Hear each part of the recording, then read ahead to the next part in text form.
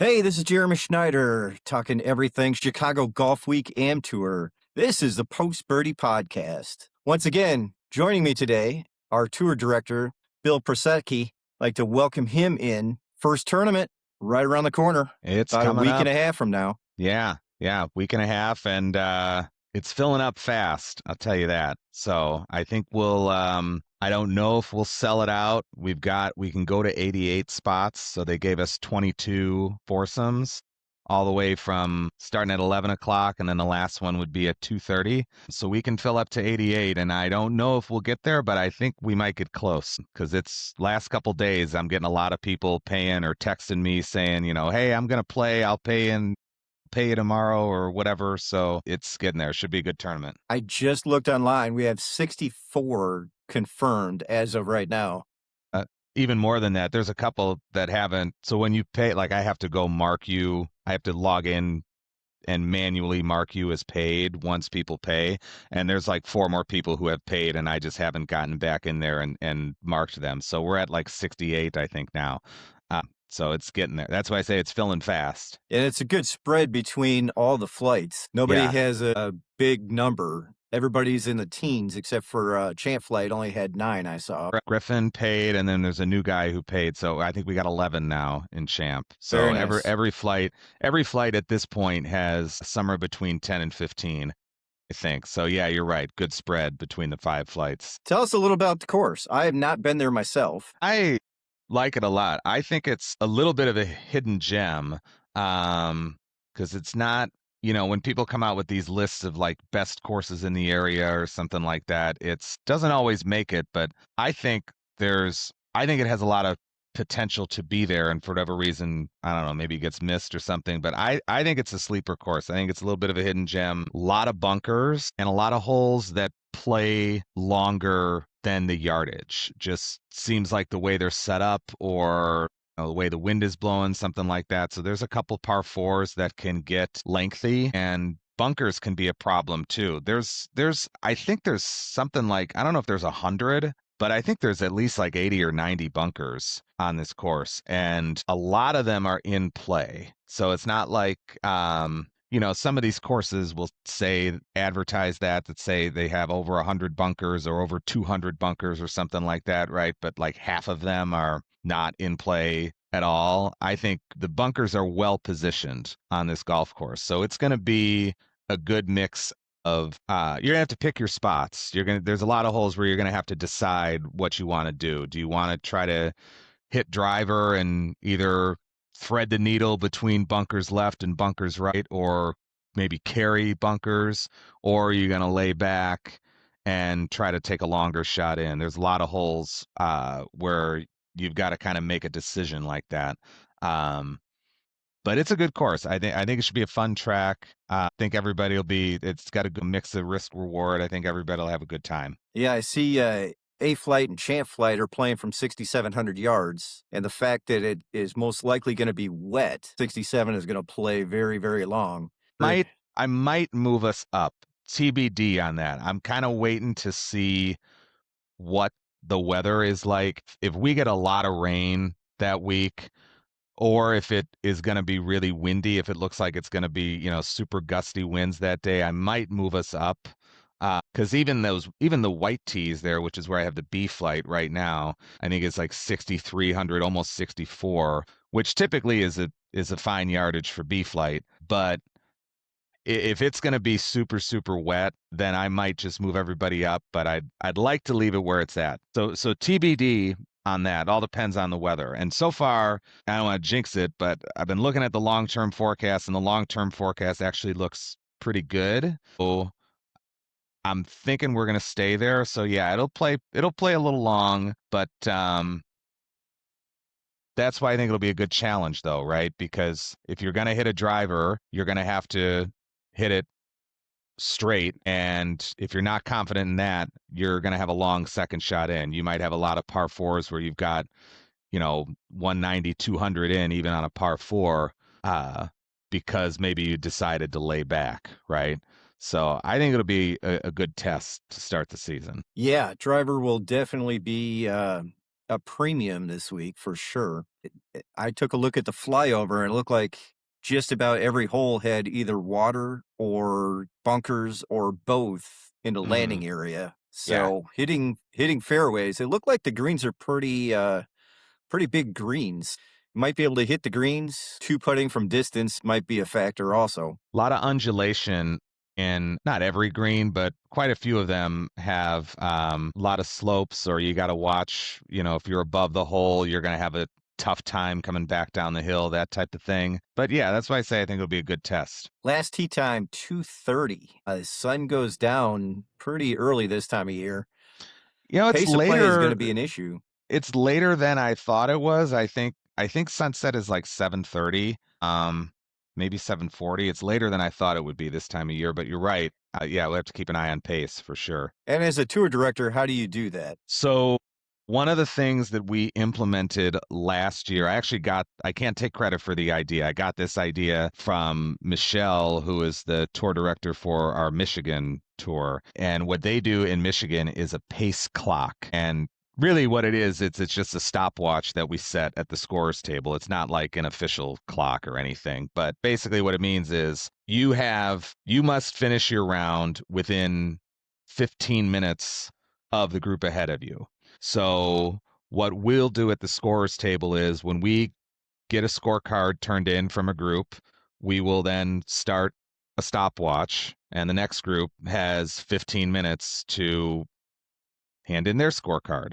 And if you're beyond the 15 minutes, if you're, 20 or more, we will take an assessment of what to do about that, with the potential that you might incur a two-stroke penalty for slow play. So our guidelines for the tour state that slow play, you get a warning, first of all, but then upon second infraction, you get a two-stroke penalty assessed for slow play. We only did have to do that once last year, but we did penalize one person two-stroke penalty for slow, because it was basically the consensus in his group was that he was the culprit, that there was one person of the four who was the culprit. And so we decided to give him the penalty and not everybody else in the group. But we have enforced it. And I think ever since we started enforcing that last year, I think the pace has really, really improved. We had some long rounds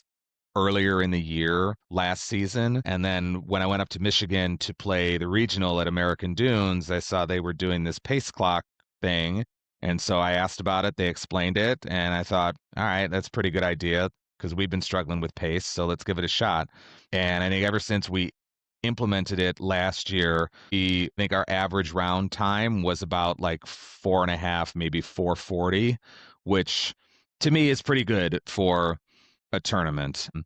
Some of the first groups out in like Champ or A Flight are probably going to play a little bit faster. But if we can keep the pace at 4:30 or so, then that's obviously I'd love to play faster, but that's pretty good for tournament play. As long as it's under 5, honestly, I'm happy. Once you get to 5 hours, then that doesn't really make for an enjoyable day for anybody. But we will bring the pace clock back this year. All right. So after we finish our round, go in and verify scores at the score table. Will Mhm. definitely help with the pace of play clock. Make sure everybody's on time. Yeah, and what I told people, then I'll put this down in like instructions for everybody too, is come and punch the clock first. So when you putt out on 18, don't sit there for 10 minutes trying to figure out your score, right? Because there's a lot of stuff you're going to do after the round. You're going to figure out your score. You got to come to us and punch the clock. You're going to, get your clubs off your cart and throw them in your car and, do all that stuff. One of the first things you should do is come inside or send somebody in your group inside to come to the table and either just all come right there and verify the scores. Or if you're not ready to do that for whatever reason, come in and say, hey, we finished. We're done. We're punching the clock. We had a couple groups do that last year. And that was totally fine with me, because I'm just trying to monitor the pace is all. So as long as you tell me, hey, we're done, then I can start the clock for the next group. Outstanding. Next topic on the agenda, points list. We already Yeah, had some players from Chicago win tournaments this year. we did. The first winner of the year, Matt Fulcali from the A Flight won a tournament down in Charleston. Oh no, sorry, it was the Columbia, South Carolina tour. And that was an interesting one because he was down in Charlotte and he was going to play a tournament on the Charlotte tour. And I guess they canceled the tournament because they thought it was too cold and too cold for Charlotte. I think it was in like the 40s. So he texted me and he was texting a couple other people about, how if it was Chicago, we'd be playing in the 40s, but apparently that's too cold for the Carolina guys. So he actually wasn't even planning on playing that tournament. They canceled the Charlotte one, and I guess he got in the car and found another tournament, went down to Columbia, South Carolina, and then wound up winning it. So that was a pretty cool story. So he was our first winner, and then we had Luke Bohm from the Champ Flight win the regional down at the Alabama Robert Trent Jones Golf Trail just a couple weeks ago. So 2 winners so far. Luke now has a strong lead in the season-long points race because of that win. Matt doesn't have points from his win yet,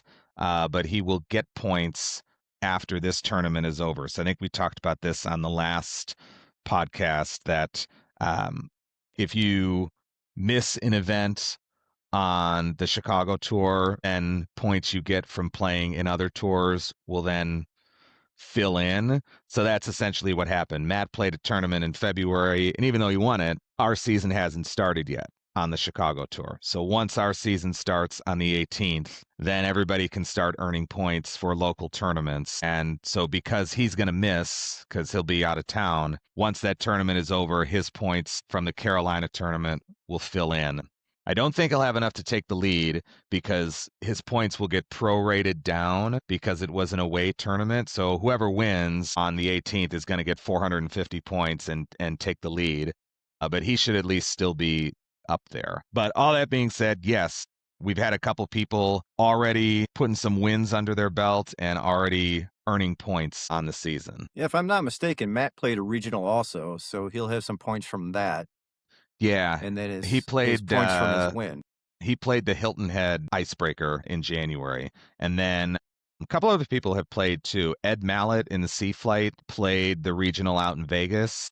And then he has played a couple other local tournaments too. Chris Bilba, who's the defending champion in the Sea Flight points race, played somewhere. I think it was down in Florida. He's played, and he's playing at Village Links. So those points from his off-season tournament are still banked until he misses one. But yeah, we've already had quite a few people actually dabbling in some tournaments down in the warmer climates through the winter months. It just seems like spring doesn't want to get here. My course opened on Friday, and it's been wet and cold every day since. I did get out on Friday and play a little bit, but I haven't played since. It's not supposed to be above 41 today, so maybe I'll get out and hit some balls on a driving range if I can stand the cold. But if you can keep your hands warm, you keep your torso warm, you can play a little golf. But once the hands get cold, it's time to go back in. It's tough. Yeah, it's tough. Well, that's why I like starting the season in April. I know that some other tours in the Midwest that are part of Golf Week wait until May to start their season. I like having that April. I don't know. Just in my head, May seems late to start the season. So I like having the tournament in April to kick us off, but it is always a little bit of like a roll of the dice on what the weather's going to be like. So, cross our fingers that it'll be relatively okay. It looks like it's supposed to be 70 degrees when we're supposed to be playing. Oh, in really? A week and a Okay. half. Yeah, so hopefully that forecast Hopefully holds. that That's a holds. long ways out. That is, but hopefully that holds. That'll be great. I would even take 60. That would be fine, especially for April. But yeah, if it's going to be 70, that'll be a great day then. We'll see. But when we get there, I will have a couple of rules that we play just a little bit different than USGA sometimes. Mm-hmm. And the course is probably going to be wet in April, and it just usually is for all courses. So we'll probably play a little bit of live clean in place, most likely. Yeah. Tell me how you'd like to implement that. So you're right. We'll do lift clean in place. Almost certainly because it's April. We might even keep lift clean in place in for the first couple tournaments, even into May, just because even in like early May, you're still a little hit or miss on conditions. But we'll do lift clean in place. Typically what we do is scorecard length. Some tours will even do a club length. To me, that I don't know, seems a little too forgiving. But we'll do a scorecard length. And the only stipulation on that is you have to stay in the same condition that you're in. So if you're in the rough, let's say you're just barely into the rough and a scorecard length would put you in the fairway, you can't lift clean in place into the fairway. You need to stay in the rough. Or vice versa. If for some reason you're in the fairway and maybe the lie is a little too tight, you'd rather have a little grass under the ball and put it in the rough. You can't do that. You got to stay where you're at. So we'll do lift clean in place. And then the other thing that we always do in every tournament on the Chicago Tour, at least, regardless of condition, is rake in place in all the bunkers. So essentially, if you're in a bunker, if you want to play it down and play it as it lies, you can play it as it lies. But you are welcome to pick the ball up, rake yourself a spot, put the ball back down, and go ahead and hit. And really the reason we do that is just because we're almost always playing, unless we go to like a private country club or something and have the place to ourselves, we're always playing a public course where there's already been people out there in the morning ahead of us. Or every now and then you get a course, maybe they don't take care of the bunkers as well as some other courses do, right? So we actually feel like rake in place is a fair way, is actually more fair because everybody should have a good lie. And if you hit it into a bunker, you're not going to get screwed because you landed in a footprint or you landed in some big divot that some group ahead of us didn't rake, right? Rake it, put the ball back down, and move along. Yeah. Absolutely. You don't want to have scores be affected by public out there. Last rule we play quite a bit is the long grass red stake rule. Yes. So this comes into play really also because we play a lot of public courses. Not everything is always marked. You know, if you're going to one of the premier destinations or a private club or something like that, everything that could potentially be a hazard is most likely going to be marked with either red or yellow or white stakes. I haven't been out to Village Links yet this year. Sometime between now and then, I'll go out there and either play around or just see if they'll let me grab a cart and just kind of scout the course a little bit. But if there are any, the rule we always play that you're referring to in every single tournament, if there are any areas that are clearly a hazard, so it's like a fescue area with long grass, or even if it's a water hazard, sometimes there's water hazards with no stakes there, right? Anything that is clearly a hazard, but it's not marked with any stakes, we just play it as lateral. So if it's not marked, play it as lateral. The other one we do that I forgot to mention is the only time we play out of bounds. Obviously, we'll play out of bounds if there's clearly white stakes there, but we'll also do out of bounds for the perimeter of the golf course. So I think there's one hole I can think of on the back nine. I think it's 15.